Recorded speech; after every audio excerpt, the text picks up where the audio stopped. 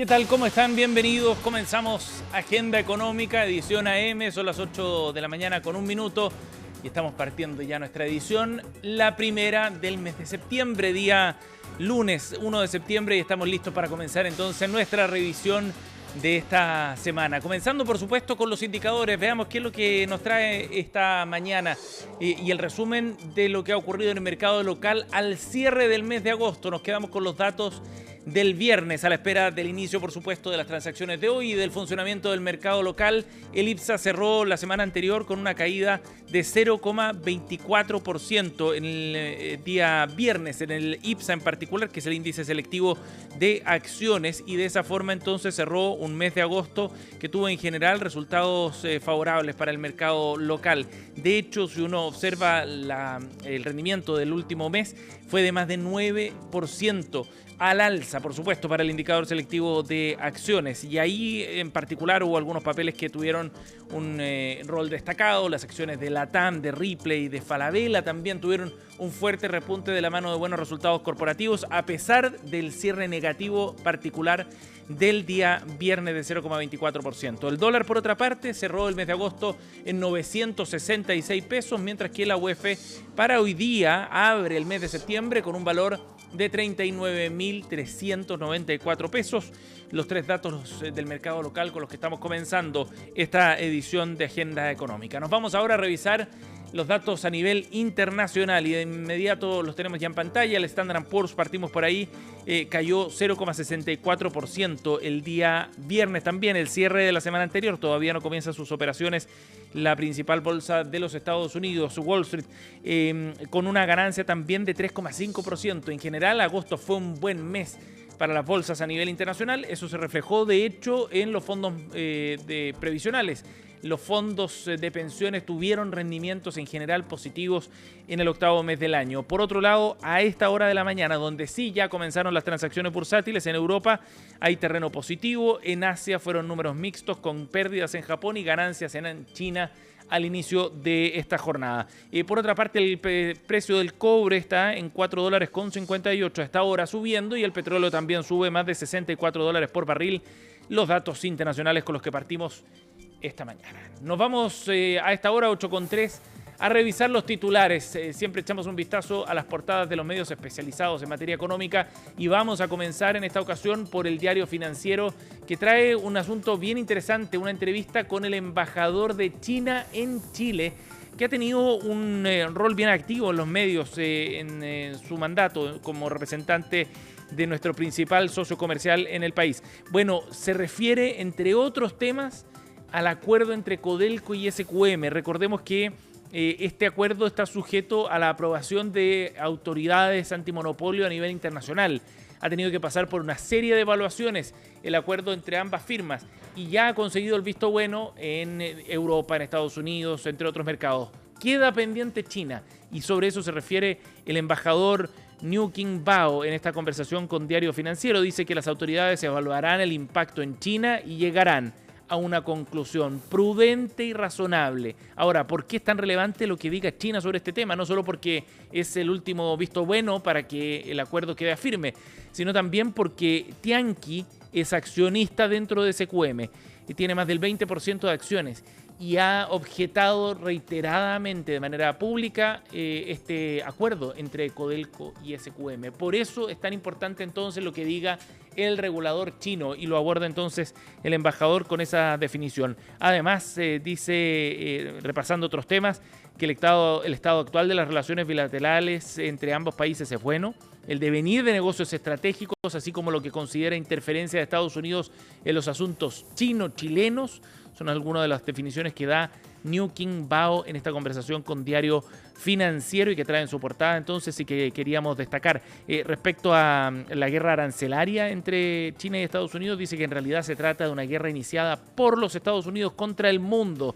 Se manifiesta como un acto unilateral de proteccionismo y prácticas hegemónicas. Bien clara la definición también entonces del representante chino en nuestro país. En otro de los titulares, fíjense con este dato muy importante sobre lo que está pasando en el mercado inmobiliario. La renta mínima exigida por los bancos para créditos hipotecarios subió 50% en los últimos 5 años. Un reflejo bien claro también entonces de cómo está mucho más difícil el escenario hoy por hoy para poder adquirir una vivienda en nuestro país. Los titulares que trae Diario Financiero esta mañana. Del DF nos vamos al diario Pulso, es el suplemento de Economía y Negocios que tiene La Tercera y lo destacamos ahí en su titular principal. El IPOM de septiembre, expertos ven un techo de hasta 2,75% en el crecimiento de este año y una leve alza en la inflación. Un desglose es lo que trae el diario Pulso entonces durante esta edición, adelantando el escenario que puede proyectar el informe de política monetaria del Banco Central que se publica este mes. Han mejorado en algo las perspectivas para el crecimiento económico de este año y lo resalta así diario Pulso. Bajamos un poco en la portada de este medio para revisar también otro de los temas que tiene en sus titulares. Aparece el economista jefe de BTG Brasil, que estima un efecto acotado de los aranceles de Estados Unidos a ese país. Lo destaca así diario Pulso. Y por último, un poco más abajo, principales empresas de lubricantes le piden al Tribunal de Libre Competencia que dé luz verde al sistema de reciclaje. Lo destaca también diario Pulso en su portada de hoy. 8 de la mañana con 7 minutos. En un rato más, 23 minutos faltan para que el Banco Central publique el dato de IMASEC correspondiente al mes de julio. El primer día hábil de cada mes se publica el indicador mensual de actividad económica correspondiente a 2 meses anteriores, en este caso julio, como decíamos. Y es un dato bien interesante porque vamos a ver si es que logra confirmar esta tendencia de repunte que ha tenido la economía chilena en los últimos meses. Recordemos que el último dato fue de un 3,1% de expansión que generó un análisis bien favorable en el mercado. Muchos corrigieron al alza sus proyecciones de crecimiento para este año y de esa manera entonces, con esos datos sobre la mesa, ha habido quizás cierto cambio de ánimo, en el estado de ánimo sobre lo que puede ocurrir con la economía nacional, de la mano de algunos sectores que en particularmente les ha ido bien, como minería o comercio, por ejemplo. En un rato más entonces vamos a conocer el dato de julio y veremos cuál es ese curso que está tomando la economía nacional. Por ahora los economistas, ¿qué es lo que han planteado? Están viendo una actividad económica que podría ir en un rango de entre 0,7% de expansión a un 2,3% de acuerdo a las últimas proyecciones que se han realizado en el mercado local. Los últimos datos que conocimos fueron los de actividad económica que publica el INE. Los entregó la semana pasada, al cierre de la semana, y mostraba entonces una actividad económica que estaba fundamentalmente en la producción minera, algo contraída, con una caída de 0,9%. La industria manufacturera, por otro lado, había anotado un alza de 2,7%. Sobre esos antecedentes, entonces, se hacen estas proyecciones de las que ya les contábamos. Por ejemplo, en el caso de Germán González, de Clapes UC, se espera que en el segundo semestre se vea un crecimiento más cercano al 2%, decía en su proyección para este inicio del segundo semestre. Por otra parte, de Valentina Pablaza, del Observatorio de Contexto Económico de la Universidad Diego Portales, decía que es probable que hacia fines de año estemos creciendo en torno al 2,5%. Por eso va a ser relevante ver entonces cómo parte el segundo semestre de la mano del dato de IMASEC de julio, que se publicará a las 8:30. Y ya veremos quiénes estuvieron más cerca precisamente de esa variación mensual de julio. El dato se publica a las 8:30, lo tendremos luego en CNN Chile Radio. Mientras la economía va con esa marcha, 8 de la mañana con 10 minutos, el empleo, por otra parte, está en una situación muy distinta. Se ha visto más bien estancado el mercado laboral nacional y eso lo ratificaban también las cifras de desempleo que conocimos al cierre de la semana anterior. La cifra de desempleo se mantuvo igual a la del año pasado. Hubo creación de puestos de trabajo, pero todavía débiles. Y los datos del INE todavía dan cuenta de un mercado laboral que en el caso de las mujeres con particular énfasis está bien débil. Pilar Gutiérrez reportó el tema y este es su informe.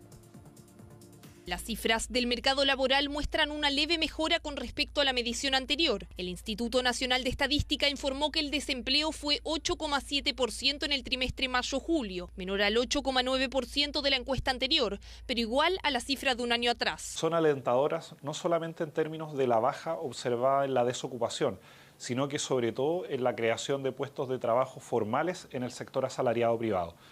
Durante nuestro gobierno se han creado alrededor de 532.000 puestos de trabajo, donde 500.000 de estos han sido puestos de trabajo formales. Las cifras observadas en los últimos trimestres en materia de crecimiento económico, en torno al 3%, nos permite proyectar un segundo semestre positivo en materia de empleo. Si bien el desempleo se mantiene igual que hace un año, en perspectiva histórica estos datos siguen siendo elevados. Sí representan un repunte en el margen, tanto en la creación de empleos como en la tasa de desempleo, pero si de nuevo nosotros nos comparamos con años anteriores, seguimos en una etapa que está marcada por un debilitamiento en la creación de empleos y una tasa de desocupación históricamente alta. Si bien hubo una variación nula en 12 meses, se debe en gran medida a que la fuerza de trabajo está creciendo a un ritmo mucho más lento. Aún no hay una recuperación con respecto a los niveles de empleo previos a la pandemia. Faltan todavía 248.000 puestos por crear para recuperar los niveles de 2019. La tasa de ocupación que tenemos hoy día es una tasa no solo baja respecto de cuando partió la pandemia, sino que también respecto de incluso históricamente en el caso de Chile. Y yo pienso que es una tasa que está asociada además a un periodo de crisis. Lo más preocupante a mi juicio es que con esta tasa llevamos ya 31 meses seguidos donde Chile tiene tasas de desocupación que son de 8% o superiores al 8%. Con respecto a la medición anterior, las cifras dan cuenta de una mejora en la creación de puestos de trabajo. En el trimestre móvil previo se crearon solo 141 empleos en un año, una variación nula que generó críticas. Esta vez se crearon más de 72.000 puestos. Sin embargo, los expertos también son cautelosos al analizar ese dato. El mes pasado veíamos una destrucción de 96.000 empleos informales, en cambio ahora el empleo informal cae en solo 15.000. Eso es lo que permite, ¿cierto?, que el empleo total ahora pasa a una creación de cerca de 73.000, pero eso tiene que ver con que hay una caída más moderada de empleo informal, no con una aceleración del empleo formal, que es lo que uno hubiera considerado una buena noticia. En esa línea, la informalidad bajó 0,4% en un año y se situó en 26%. Se trata de la novena caída de la informalidad en las mediciones del INE. Sin embargo, los especialistas alertan que al medir esta variable hay que observar también otras mediciones. Una reducción en la informalidad es una buena noticia. Es leve, pero de todas maneras hay que contrastarla con las cifras de cotizaciones previsionales que dan cuenta de una realidad un poco más grave y con tasas de informalidad mucho más altas. Es el análisis por la situación del mercado laboral, y es que a pesar de la mejora en el margen, son cifras que siguen generando preocupación. 8 de la mañana con 14 minutos, nos vamos a ir a una pausa en Agenda Económica. Al regreso tenemos nuestro bloque de Minería 360 de cada lunes. Pausa y ya volvemos.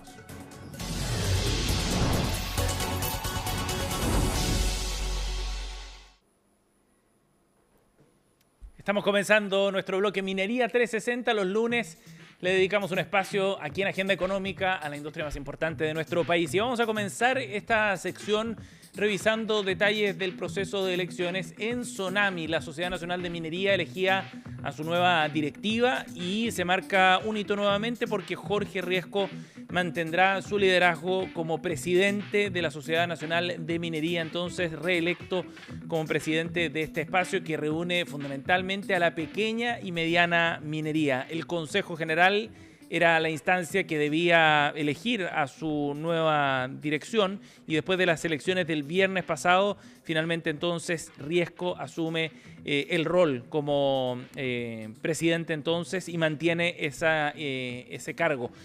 Jorge Riesco es abogado, por largo tiempo ha sido consejero precisamente de la Sociedad Nacional de Minería y con 91 votos frente a los 61 que tenía su contendor, Patricio Céspedes, se mantiene entonces como líder de un gremio sumamente relevante en nuestro país. Además, dentro de la directiva, electos vicepresidentes, también están Luis Manuel Rodríguez, del grupo minero Coemín, Joel Carrizo, también presidente de la Asociación de Pirquineros de Tierra Amarilla. La elección llega en un momento bien importante por los desafíos que enfrenta el sector minero en general, a propósito de la guerra arancelaria, por ejemplo, que ha significado cambios bien relevantes desde el punto de vista de los precios a nivel internacional para el cobre y, por cierto, también por discusiones de carácter político que afectan en torno a la minería, aquellas que tienen que ver, por ejemplo, respecto a la permisología, entre otros asuntos como de los más relevantes para este sector. Recordemos además que Riesco viene también a enfrentar un periodo donde hay cambios regulatorios, mayores exigencias medioambientales y una baja en la tramitación de ciertos proyectos que están impactando también al sector pequeño y mediano de la minería nacional.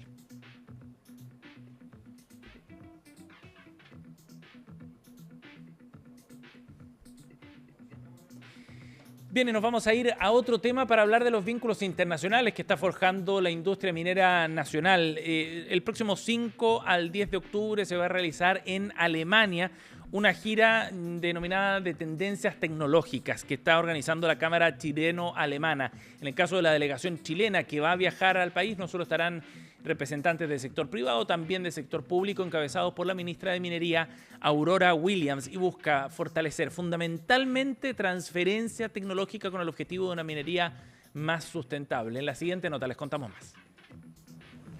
Chile y Alemania inician una nueva etapa de cooperación en minería sustentable. Entre el 5 y el 10 de octubre se realizará en Alemania la gira Tendencias Tecnológicas, organizada por la Cámara Chileno-Alemana de Comercio e Industria, con una delegación chilena encabezada por la ministra de Minería, Aurora Williams. El itinerario contempla recorridos por distintas regiones con presentaciones de tecnologías para minería subterránea, sistemas de ventilación y control de polvo, desarrollos en geotecnia y laboratorios dedicados a procesos físico-químicos y modelaje geotécnico. El beneficio para participar en la gira obviamente está en conocer tecnología de punta que puede mejorar los procesos mineros en la faena. En esta gira en particular nos vamos a enfocar mucho en tendencias tecnológicas que puedan revolucionar la faena minera, para que vayan a conocer dónde se fabrica y se desarrolla esa tecnología, para así también tener una cooperación para desarrollar la industria acá local. La gira culminará en Berlín con 2 hitos: el encuentro Chile-Alemania sobre litio el día 9 de octubre y el Foro Chileno-Alemán de Minería y Recursos Minerales el día 10 de octubre. Ambos forman parte del acuerdo de cooperación vigente desde el año 2013, renovado en 2023, para ampliar la colaboración hacia la economía circular y la innovación sustentable. En este marco, Alemania busca asegurar el acceso a cobre y litio, esenciales para la electromovilidad y las energías limpias. Chile ya exporta ambos recursos al continente europeo, con un rol cada vez más relevante en el caso del litio. Chile y Alemania refuerzan los vínculos tecnológicos que permiten desarrollar una minería sustentable. Chile es un socio confiable y es capaz de proveer minerales críticos para la transición que el mundo necesita y poder enfrentar el cambio climático. De esta forma, Chile y Alemania proyectan una minería más competitiva y sustentable, reforzando un vínculo estratégico clave para enfrentar los desafíos de la transición energética.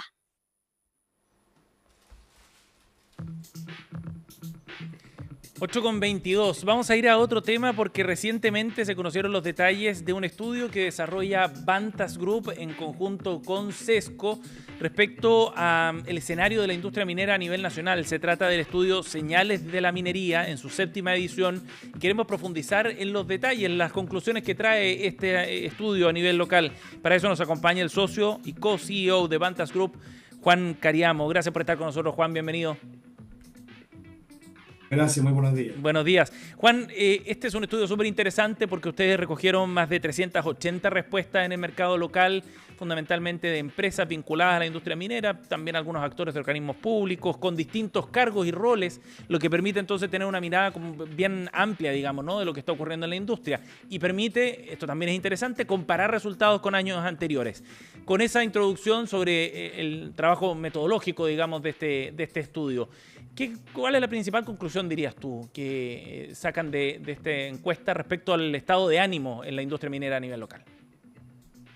Efectivamente, esta es la séptima versión ya de ese estudio, lo cual permite, como dices tú, comparar y el resultado es bien sorprendente. La verdad que se mantuvo por muchos años el índice en niveles de alto pesimismo Ujú. y por primera vez ya entramos en optimismo, ¿ah? Que es sobre 50 puntos, que era lo que nosotros estimamos como escala mínima para comparar.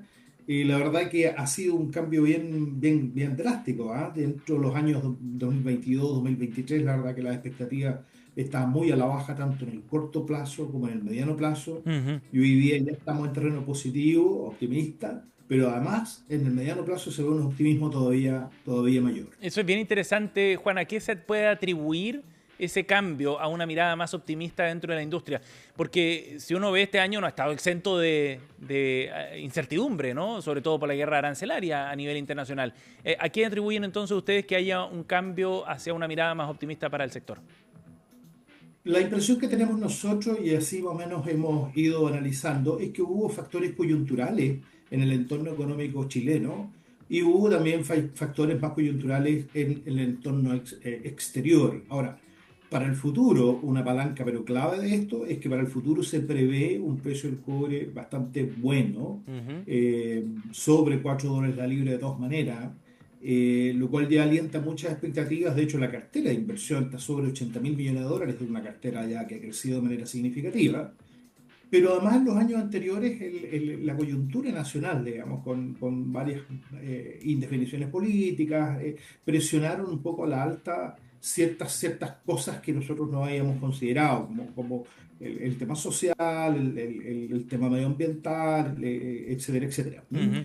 Pero Eh, en términos reales, si Ajá. uno mira los precios del cobre, mira los costos, en general ha habido un contexto bastante bueno y por eso nos llama la atención de que las expectativas eran tan pesimistas, De versus acuerdo. hoy día que en realidad tienen que hay una confluencia, digamos, de factores al alza. Juan, ahora, ¿en qué se traduce ese optimismo o esas expectativas mejoradas, digamos, que revela este estudio?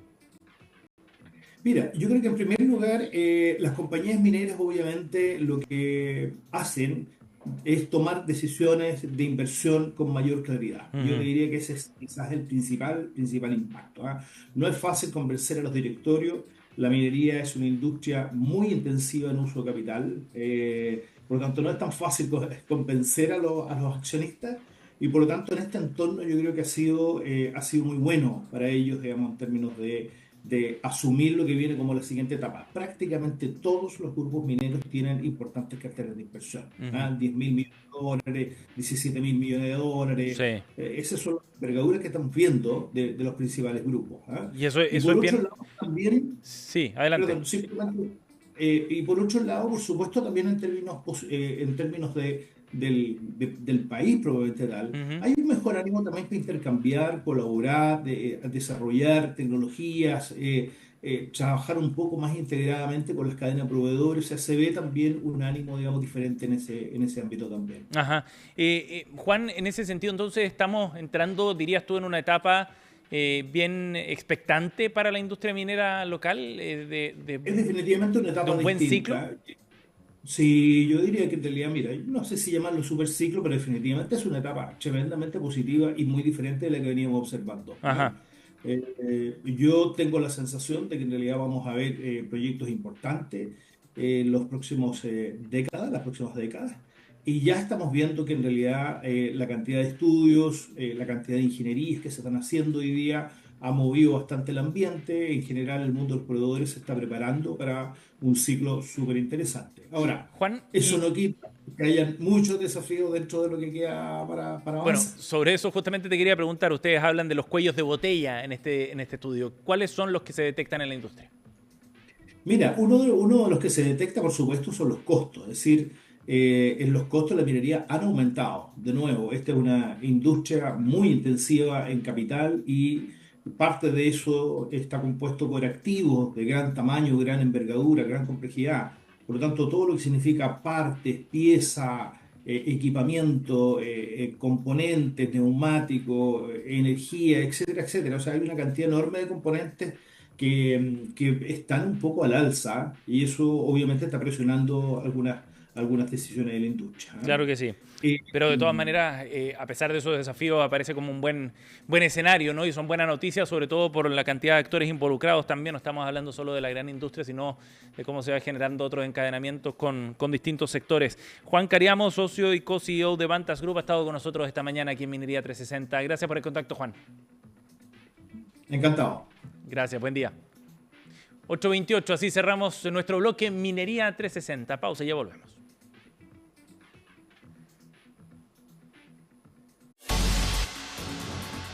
8:29, cerramos esta edición de Agenda Económica. Muchas gracias por acompañarnos. Quédense con nosotros. En minutos partimos otra edición de CNN Chile Radio con Carolina Rajola. Que tengan un buen día.